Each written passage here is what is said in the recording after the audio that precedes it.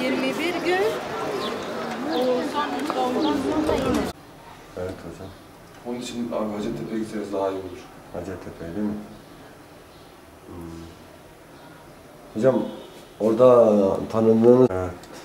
Hani sizi oraya göndersem onlar da Hacettepe'ye gönderecek. Evet. Samsun'daki hocaları tanıyorum da Hacettepe.